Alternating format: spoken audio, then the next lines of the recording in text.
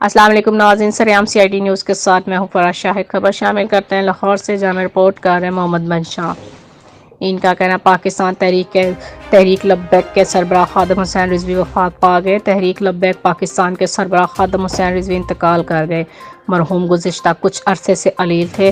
Family ذرائع نے خادم حسین رضوی کے انتقال کی تصدیق کر دی۔ فیملی ذرائع کے مطابق سربراہ تحریک لبیک پاکستان کو گزشتہ چند روز سے بخار تھا، جس کے بعد انہیں لاہور کے ہسپتال میں منتقل کیا گیا تھا، لیکن ان کی طبیعت سنبھل نہیں سکی اور اپنے خالق حقیقی سے جا ملے۔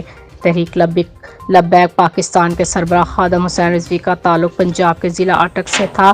وہ 22 جون 1966 کو توت ضلع اٹک میں پیدا ہوئے۔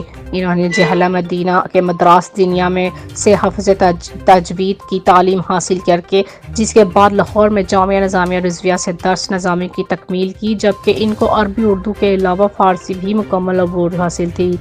تحریک لبیک پاکستان نے چند روز قبل فرانس میں گستاخانہ خاکوں کی اشاعت کے خلاف اسلام آباد میں فیض آباد انٹرچینج پر دھرنا دیا تھا، جس کی قیادت علامہ خادم حسین رضوی نے کی تھی۔ دھرنے میں فرانسیسی سفیر کو ملک بدر کرنے کا مطالبہ کیا تھا، جس کے بعد حکومت اور انتظامیہ نے تحریک لبیک کے سربراہ کے ساتھ مذاکرات کیے اور 4 نکاتی معاہدہ بھی کیا تھا۔ مذاکرات کی کامیابی کے بعد خادم حسین رضوی نے دھرنا ختم کرنے کا اعلان کیا تھا۔